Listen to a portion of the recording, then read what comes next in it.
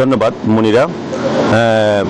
হাওড় চায়ের রাজ্য খ্যাত এবং পর্যটন জেলা মৌলভীবাজারে গতকালকে 12.5 ডিগ্রি সেলসিয়াস শীতের তাপমাত্রা ছিল।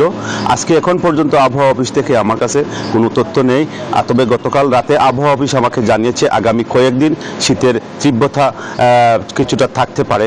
আমি আজকে আসলে সন্ধ্যা থেকে ভোর রাত পর্যন্ত গভীর ঠান্ডা রয়েছে। ঠান্ডায় কিন্তু হাসপাতালেও রোগীর সংখ্যা বেড়েছে বিভিন্ন রোগে। আমাদেরকে হাসপাতাল সিভিল সার্জন জানিয়েছেন। অন্যদিকে জেলা প্রশাসক আমাকে জানিয়েছেন সারা উপজেলা এবং উপজেলা পর্যায়ে কিন্তু শীতার্ত মানুষের পাশে দাঁড়ানোর জন্য তারা প্রয়োজনীয় ব্যবস্থা নিয়েছেন। ইতিমধ্যে শীত নেমে আসলে তারা অবশ্যই শীতার্ত মানুষের পাশে দাঁড়াবেন।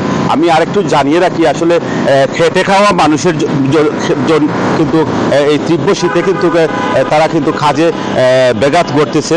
আমরা এখানে আসলে শহরে যদিও সকালবেলা এখন আজকে সকালবেলা থেকে কিন্তু রোদের কিছুটা রোদ দেখা গেলেও কিন্তু শীত কনকনে শীত এবং ঠান্ডা বাতাস রয়েছে, হিমেল বাতাস রয়েছে।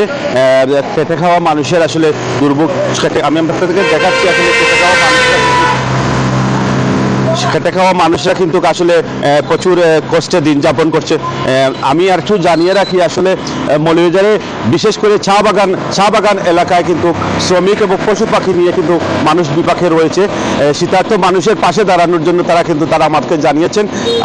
এই ছিল মৌলভীবাজার থেকে শীতের আমার কাছে সর্বশেষ তথ্য। আমি ফিরছি স্টুডিওতে সিরাজ মনিরের কাছে। মনিরা, ধন্যবাদ সিরাজ আপনাকে।